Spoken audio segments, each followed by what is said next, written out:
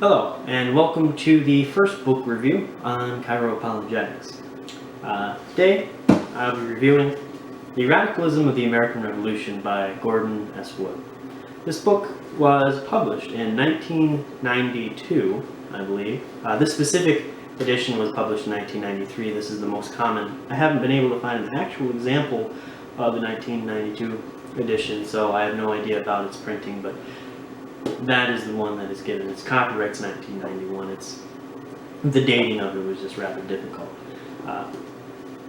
For this book, Gordon Wood was awarded the Pulitzer Prize in History in 1993. Pulitzer Prize is a prize administered by Columbia University in New York.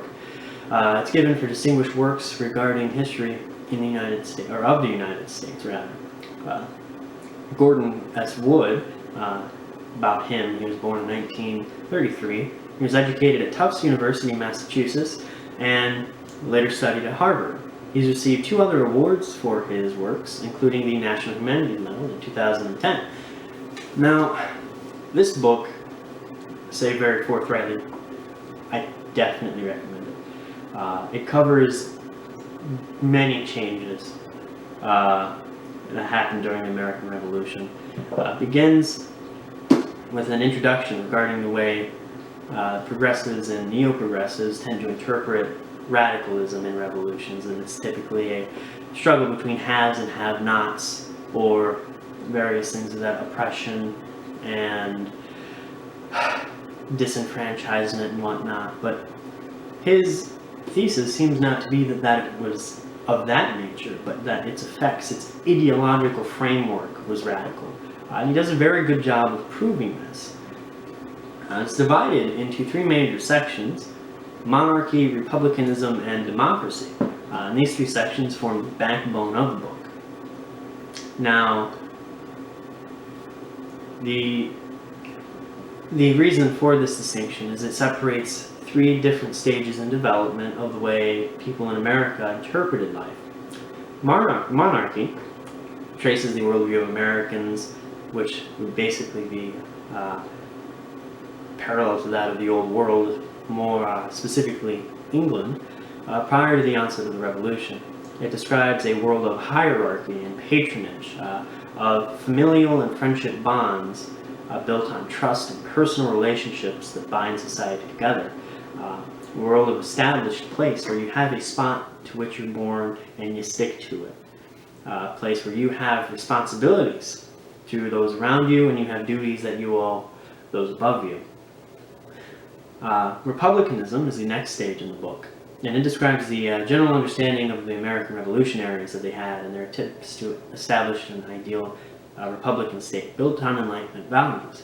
The inception of many problems and seeming contradictions in American society source from this sort of stage in development. This world is one based off of Enlightenment ideals, and it's very difficult to live out. Democracy, being the last section of the book, is the what can be regarded as the culmination of the revolution, and so far as Gordon Wood is concerned, it is the logical outworking of the book, or not of the book, but the ideas that the revolution had, rather, the distribution of individual rights to all, the movement from a republican form of government to a democratic form of government. And this really lays the groundwork of the founding of the American identity, one of equality and value and opportunity.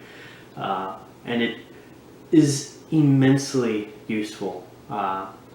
Personally, this book was very instrumental in changing my understanding of pre-modern culture and life. Helped me to understand the way society was formed, the way people saw and understood things prior to my own time. A lot of stuff that I overlooked or just simply didn't think about or realize, despite having learned historical facts. I never understood how the people at the time interpreted those things. There are many clear delineations in the book that help me to understand the connection of the plurality of the effects which brought the revolution and the reasons that brought it about. There was also a major relevancy of the book to understanding the development of the church in America, how it went from established Presbyterianism, and it eventually went toward more Methodist and Baptist denominations. Features of that being rapid growth of the population, the rapid mobility, and also just the undemocratic feeling of Presbyterianism, of Puritanism, Methodism, and the Baptist theologies seemed to be much more American or democratic to the ideology of those early Americans, and that sticks with us today, except now, of course, we view all religion as undemocratic, which is a continuation of those ideas. This book is definitely something I would recommend to anybody interested in American history, anybody interested in revolutionary history, anybody interested in pre-modern sociology. Very interesting, very useful stuff in this book. It absolutely changed my perspective of American culture, not just of the revolutionary period or before, but thereafter. Really helped me to understand much of the America that we see today. And there's application of this in regards to church history, because these ideas majorly affect the way Americans would do church, which would majorly affect the way they do evangelism, and majorly affects how we are in the situation that we are in now with evangelicalism. And so if you wish to understand that better, this book is very useful in that, pairing it with other bits of information related to that subject. And that would be just about everything I had to say on the subject. I will include a link to a document of my prepared review of this online, because reading that might be a little bit more helpful. It's a little bit more detailed. I might have forgotten stuff in getting this video, but either way, I hope that it was beneficial to you. I hope that you enjoyed the video.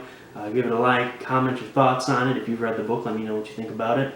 If you have any other questions about the book, please feel free to ask.